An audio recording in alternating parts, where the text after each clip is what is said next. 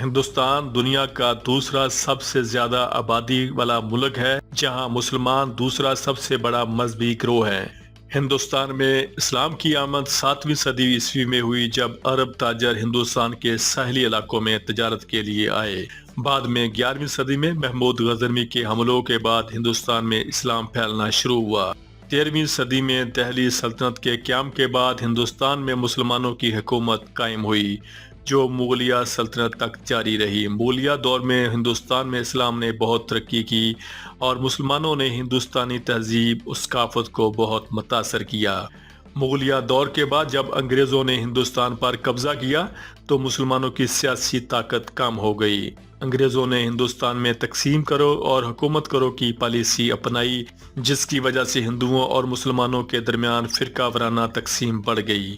1947 عیسوی میں ہندوستان کی تقسیم کے بعد بہت سے مسلمان پاکستان چلے گئے، لیکن ایک بڑی تعداد ابھی بھی ہندوستان میں رہائش پذیر ہے۔ 2011 کی مردم شماری کے مطابق ہندوستان میں مسلمانوں کی آبادی تقریباً 20 کروڑ تھی، جو کل آبادی کا 15% ہے۔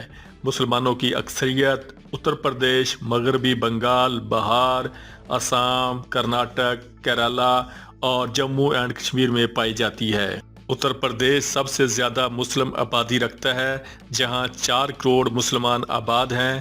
اس کے بعد بہار میں تقریباً مسلمان 2 کروڑ کے قریب ہیں، مغربی بنگال میں مسلمان 3 کروڑ کے قریب ہیں، کیرالہ میں مسلمان 1.5 کروڑ، آسام میں تقریباً مسلمان 2 کروڑ کے قریب ہیں اور کشمیر کی تقریباً 97% مسلم آبادی ہے۔ اس کے علاوہ تلنگانہ، کرناٹک اور مہاراشٹر میں بھی بڑی تعداد میں مسلمان آباد ہیں۔ بھارتی مسلمانوں کو مختلف سماجی، اقتصادی اور سیاسی مسائل کا سامنا رہتا ہے۔ مسلمانوں میں تعلیم کی شرح قومی اوسط سے کم ہے، جس کی بنیادی وجہ غربت، مناسب تعلیمی سہولیات کی کمی اور دیگر رکاوٹیں ہیں۔ مسلمانوں میں غربت کی شرح زیادہ ہے اور انہیں روزگار کے محدود مواقع میسر آتے ہیں۔ بعض جگہوں پر مسلمانوں کو امتیازی سلوک کا سامنا بھی کرنا پڑتا ہے، جس میں ملازمتوں اور رہائش کے مواقع کی کمی شامل ہیں۔ مسلمانوں کی سیاسی شراکت داری محدود ہے اور ان کے لیے پالیسی سازی میں مؤثر کردار ادا کرنا مشکل ہوتا ہے۔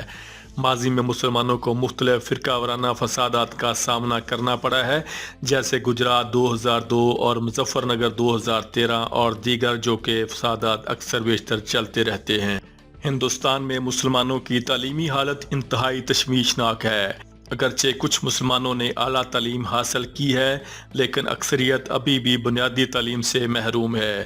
حکومت ہند نے اقلیتوں کے لیے مختلف اسکیموں کا اعلان کیا ہے، جیسے کہ اقلیتوں کے لیے تعلیمی اسکیمیں، لیکن ان اسکیموں کا فائدہ ابھی تک بہت محدود ہے۔ مسلم بچوں کی ایک بڑی تعداد سرکاری اسکولوں میں تعلیم حاصل کرتی ہے، لیکن ان اسکولوں میں سہولیات کی شدید کمی ہے۔ مسلمانوں کی اعلیٰ تعلیم تک رسائی کم ہے۔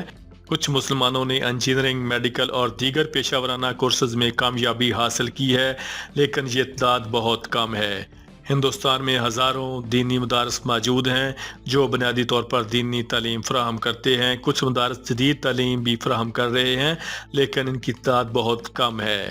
ہندوستان میں مسلمانوں کے پیشے مختلف ہیں، لیکن اکثریت چھوٹے کاروبار، دستکاری اور مزدوری پر انحصار کرتی ہے۔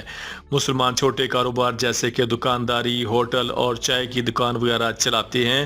دستکاری: کچھ مسلمان دستکاری کے شعبے سے وابستہ ہیں، جیسا کہ درزی، جوتا بنانے والے اور قالین بنانے والے۔ اس کے علاوہ دیہی علاقوں میں مسلمان کھیتی باڑی کرتے ہیں۔ کچھ مسلمان ڈاکٹر، انجینئر، وکیل اور استاد جیسے پیشہ ورانہ شعبوں میں کام کر رہے ہیں۔ ہندوستان میں مسلمانوں کی ثقافت اور تہذیب بہت ہی رنگا رنگ اور متنوع ہے۔ مسلمانوں نے ہندوستانی تہذیب کو اپنے رسم و رواج، کھانے، لباس اور فنون لطیفہ کے ذریعے بھرپور انداز میں متاثر کیا ہے۔ مسلمان عید الفطر، عید الاضحیٰ اور محرم جیسے تہوار بڑے جوش و خروش سے مناتے ہیں۔ ہندوستانی مسلمانوں کے کھانے بہت زیادہ مشہور ہیں، جیسے کہ بریانی، کباب، حلیم اور نہاری۔ مسلمان خواتین عام طور پر برقع یا حجاب پہنتی ہیں، جبکہ مرد شیروانی اور ٹوپی پہنتے ہیں۔ مسلمانوں نے ہندوستانی موسیقی اور فنون لطیفہ کو بہت متاثر کیا ہے۔ غزل، قوالی اور کلاسیکی موسیقی میں مسلمانوں کا بڑا کردار ہے۔ بھارتی مسلمان ایک متحرک اور جاندار برادری ہیں جو کلی شعبوں میں ترقی کر رہی ہے، لیکن اب بھی تعلیمی، معاشی اور سماجی چیلنجز کا سامنا کر رہی ہے۔ بہتر تعلیمی مواقع، حکومتی امداد اور سماجی ہم آہنگی مسلمانوں کی ترقی کے لیے ضروری ہیں۔ ہندوستان میں مسلمانوں کی زندگی کئی چیلنجز سے بھرپور ہے، لیکن ان کے پاس امید اور عزم کی قوت ہے۔ اگر مسلمانوں کو تعلیم، روزگار اور سماجی انصاف کے مواقع فراہم کیے جائیں تو وہ ملک کی ترقی میں اہم کردار ادا کر سکتے ہیں۔ ہندوستان کی متنوع ثقافت میں مسلمانوں کا کردار نہایت اہم ہے اور ان کی ترقی سے پورے ملک کو فائدہ ہوگا۔